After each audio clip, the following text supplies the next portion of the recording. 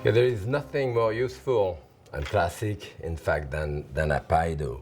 You can use it for so many different types of things. Sometimes I do it with butter and some lard, especially if I do like a quiche, where you have bacon in it and so forth, and the lard really gave it a great deal of flakiness. Often, however, I do it just with the butter, and when I measure the flour, I go directly in the bin like this and equalize it with a knife. Now, this is important because 3 cups of flour done this way is about a pound. If you sift that pound of flour, you'll probably have 3 cups and a half.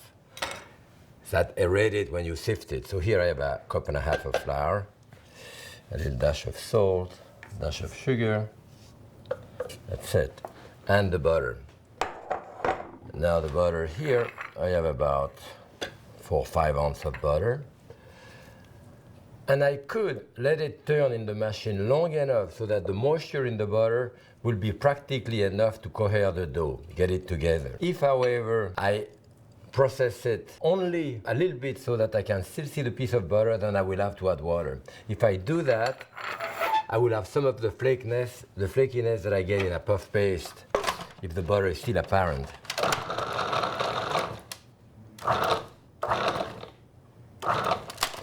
See, if I do it this way, you could see that if I get that dough here, I'm going to have pieces of butter all over the place. And that's the principle of a puff paste, where the dough is separated from the butter each time in layers. So this is not exactly the same, but a little bit. So there I will put some water. And again, the amount of water depends on how much you incorporate the flour and the butter together. Here, probably like 3 tablespoons, 3, 4. Let's see. Just a couple of pulsings this way. I want to grab it with my hand. I want to be able to hold it together this way. That's enough. So the dough is not completely incorporated, as you can see here, and that's what I want. I will get flakiness out of that dough. It will be tender and flaky. I'll get that dough together and I can see that it's holding together, and that's what I want. And I will use, of course, a little bit of flour to roll it. Now, a lot of people tell you to let the dough rest. We know when you process it so minimally as I did, you don't really have to let it rest. Okay. This.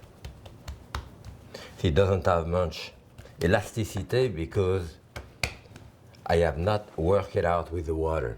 What I'm saying is that you can work flour and butter together and it doesn't get elastic. It's only by the time you put the water in it, then it develops the gluten and it becomes elastic. The ultimate dough this way is a bread dough, water and flour. The ultimate dough at the other end of the spectrum is a cookie dough, flour and butter. This one is somewhat in the middle. I can see here. And I can see the streak of butter throughout. But I can see butter throughout here. What you want to do now, you want to roll your dough directly on your rolling pin and unmold it the other way, meaning that this was the part which was on the table before, that is the part with the flour. There is no flour underneath. Now, edge it inside. You know. And usually you want to do a bit of a border with the dough. So what you do, you grab a little piece of dough and bring it inside so it gives you a bit of a rim.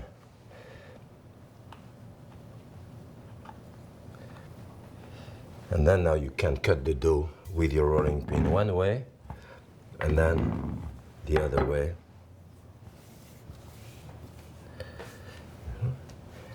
Now you have that rim here that you want to press it so that it looks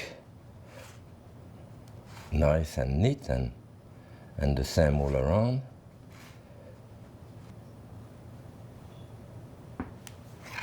Okay, you can cook it this way. You can even mark it if you want with a little bit of with a fork or a knife